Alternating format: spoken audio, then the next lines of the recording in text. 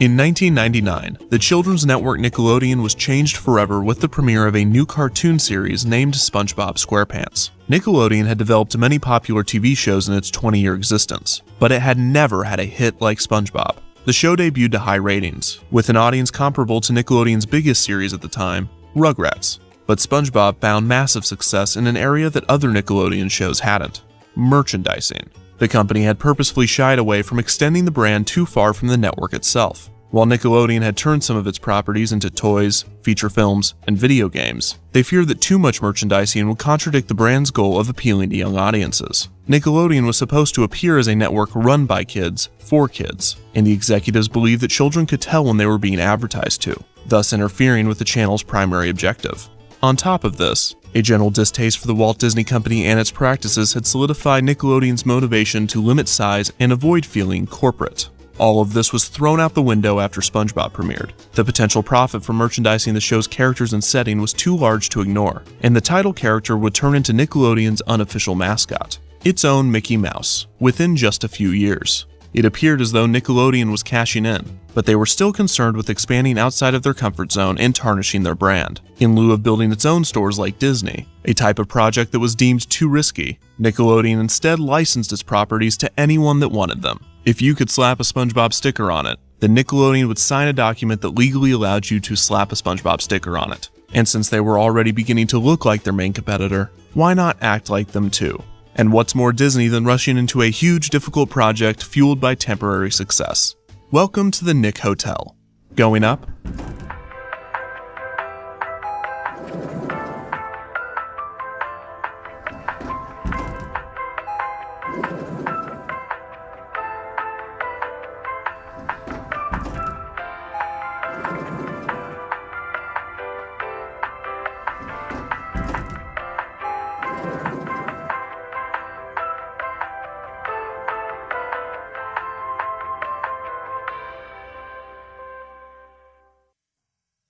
On October 9, 2003, Nickelodeon announced that they had formed a partnership with the hotel chain Holiday Inn for the purpose of transforming its Orlando resort, the Holiday Inn Family Suites Resort, into the first ever Nickelodeon hotel. The property was less than 5 years old, having just opened in the summer of 1999. The resort was Holiday Inn's first all-suite hotel, featuring 800 suites, 2 pools, water playgrounds, a restaurant, and a food court. The hotel was located just east of the Walt Disney World Resort, and transportation was provided to all 4 Disney parks. Nickelodeon had originally considered constructing a new resort themselves, but decided against this due to their constant fear of failure. Orlando was of course the perfect location for the resort's pilot test. It had a huge tourist population of families and young children, and the company had 2 attractions at Universal Studios Florida, Nickelodeon Studios and the newly opened Jimmy Neutron's Nicktoon Blast. The Holiday Inn was located closer to Walt Disney World than it was to Universal Studios, but Nickelodeon would take what they could get.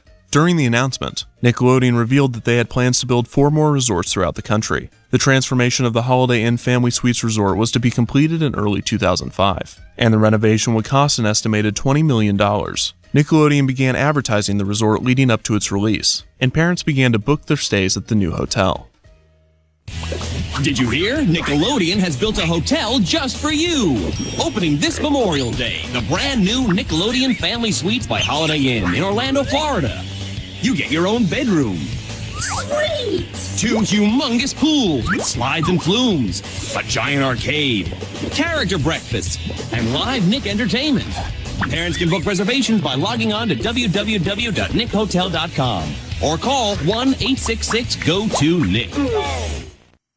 On March 9, 2005, the Nickelodeon Family Suites Holiday Inn, commonly referred to as the Nick Hotel, opened its doors. Guests would walk up to the bright orange resort, with characters peeking through the window of the main entrance. This led to the lobby and check-in desk. There were 4 room layouts that guests could choose from. The first was a 1-bedroom suite designed for 1 to 2 people. This included a king-sized bed, full kitchen, and a dishwasher. The second was a 2-bedroom kid suite. This included a private parents' room, a living area, a bathroom, and a themed kids' room. The kids' room would either feature a bunk bed or 2 twin beds, and the rooms were themed to different Nickelodeon properties, such as SpongeBob, The Fairly OddParents, Jimmy Neutron, Dora the Explorer, Rugrats, Danny Phantom, and more.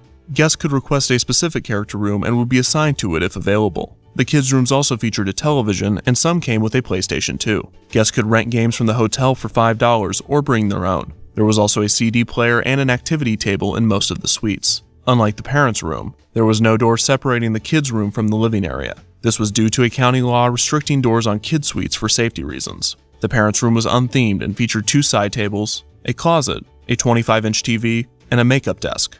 The main living area featured a pull-out couch, a rocking chair, a dining table, and a 25-inch TV. The third suite layout was a 3-bedroom kid suite. This came with 2 private parent rooms, both with king-sized beds, a themed kids' room with a bunk bed and pull-out cot, a full kitchen, a full dining room, and 2 bathrooms. The fourth and final layout was Nick Hotel's honeymoon suite, called the Nick at Night Suite. Oh yeah. This included a heart-shaped whirlpool, mood lighting, scented bath lotion, an extra-large shower, Shower for 2, baby. and only 1 private bedroom. Leave those kids at home. For some reason, these rooms didn't last very long, and it seems that they were discontinued within a few years of the hotel's opening. All suites had the option of a wake-up call from a Nickelodeon character, and simple room service was available. The suites opened from the outside, resulting in the kids' suites having no windows. 14 6-story buildings housed the suites. The main structure comprised of 9 buildings, enclosing the lagoon pool, and the other 5 buildings enclosed the Oasis pool. The main area also featured the lobby,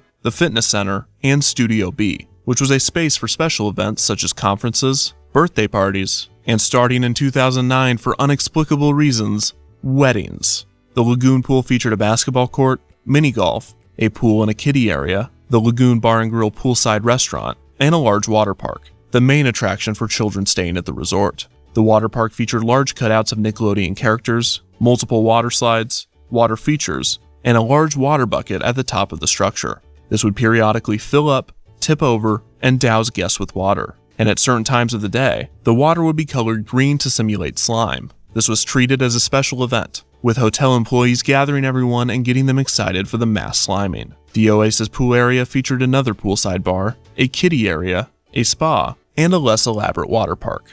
This was supposed to be the more relaxing area than the often crowded lagoon pool. In between the 2 hotel structures would be a building referred to as the mall. The mall featured an arcade, a kids spa, and a gift shop, which sold both Nickelodeon and Universal Studios merchandise. There was a 4D theater, which had a 3D screen, moving seats, bubbles, and water effects. This would show a SpongeBob 4D film, as well as 15-minute highlight reels from recent movies, such as the Ice Age franchise, and later, Pacific Rim. There was also a theater named Studio Nick for game shows and live character shows. When the hotel opened, Studio Nick had 2 game shows, Who Knows Best and Nick Live. Who Knows Best was a game show that tested how well families knew each other, while Nick Live was a show in which families would compete against other families in physical challenges and trivia, with the winner getting slimed. A smaller scale version of this show called Nick Live Poolside would be performed by the Lagoon Pool, with a small dunk tank dedicated to the show. The Nick Hotel also had a wide array of dining options. The mall had its own food court, with restaurants rotating in and out from time to time. Restaurants included A&W, Pizza Hut Express, Antonio's Pizzeria, and Starbucks. There was a buffet open for breakfast and lunch, an adult bar named the Nick at Night Lounge, and the hotel's signature restaurant, the Nicktoons Cafe.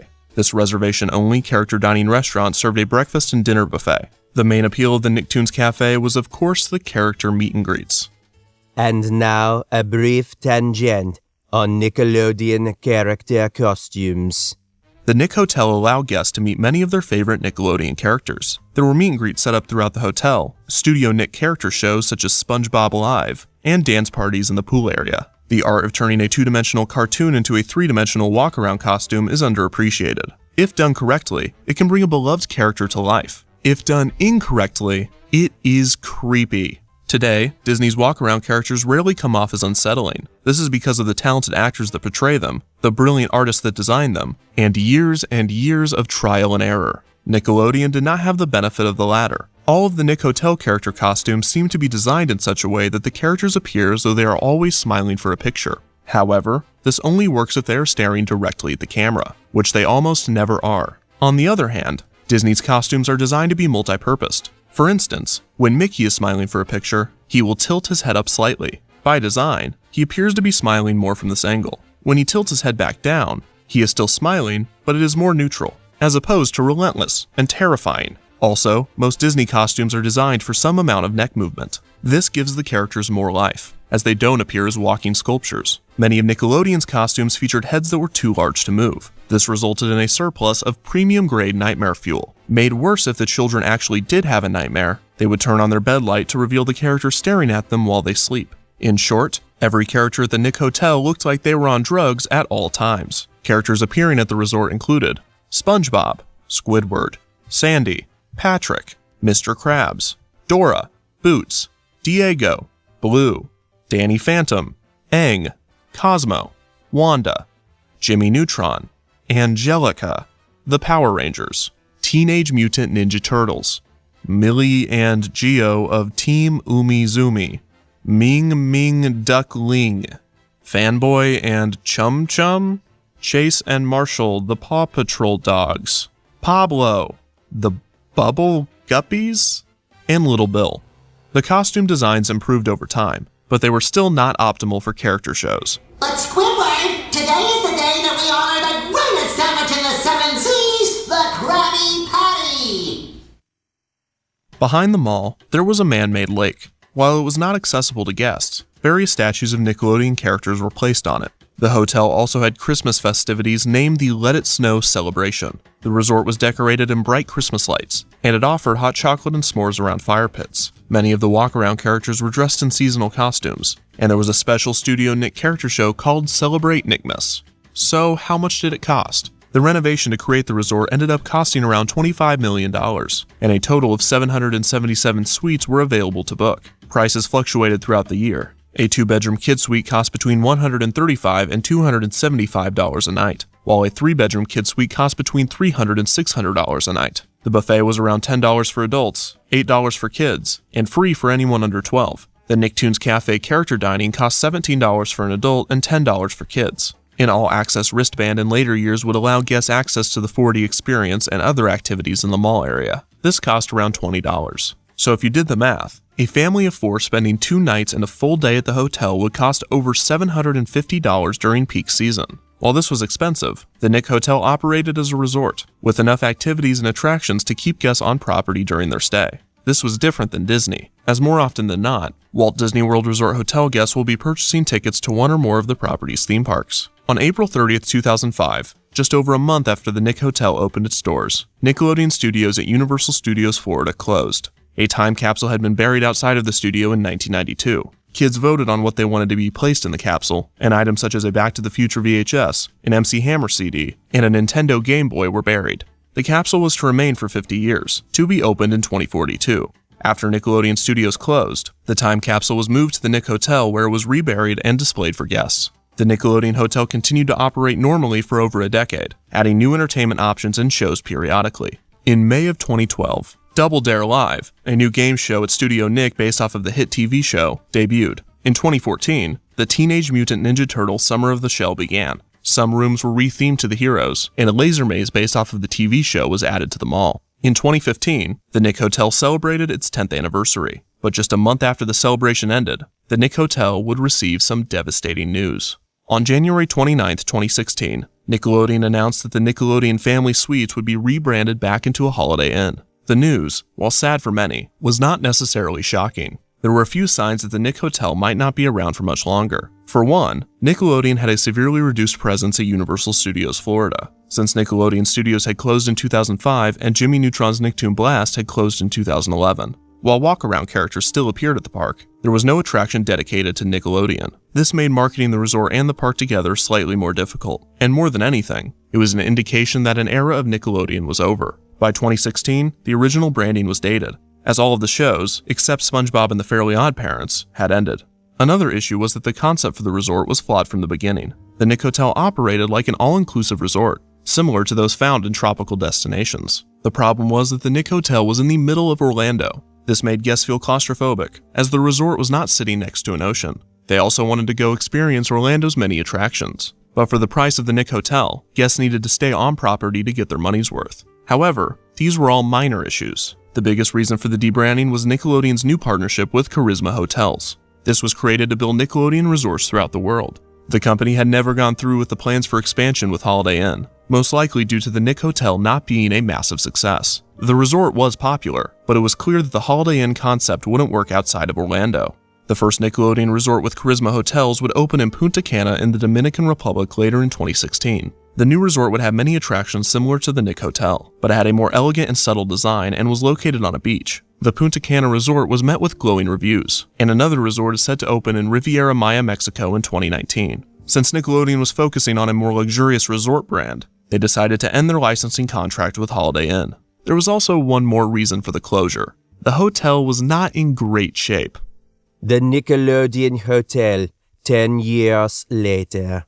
These images may be disturbing.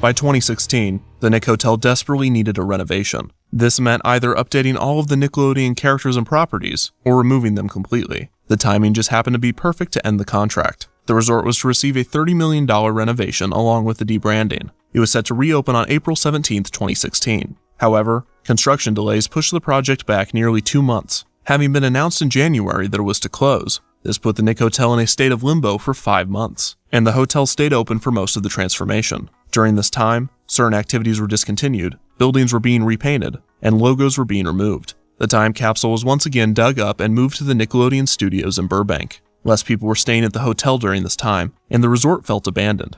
Many of the themed kid suites remained, despite the rest of the hotel being given a blue paint job and replacing all Nickelodeon logos with Holiday Inn. Many of the TVs and appliances had not been replaced since the hotel opened. The mall area was almost completely silent, with many of the attractions and restaurants being renovated or removed. Finally, on June 1, 2016, the resort reopened as the Holiday Inn Orlando Suites. The hotel still hosts family game shows, the food court reopened with some new restaurants, the water bucket is now dyed dark blue at certain times, the 4D theater now shows some generic movie, the laser maze is now themed to Batman, and the gift shop now sells both Nickelodeon and Disney merchandise. The prices have also dropped significantly, now typically below $100 a night for a room with a kid suite.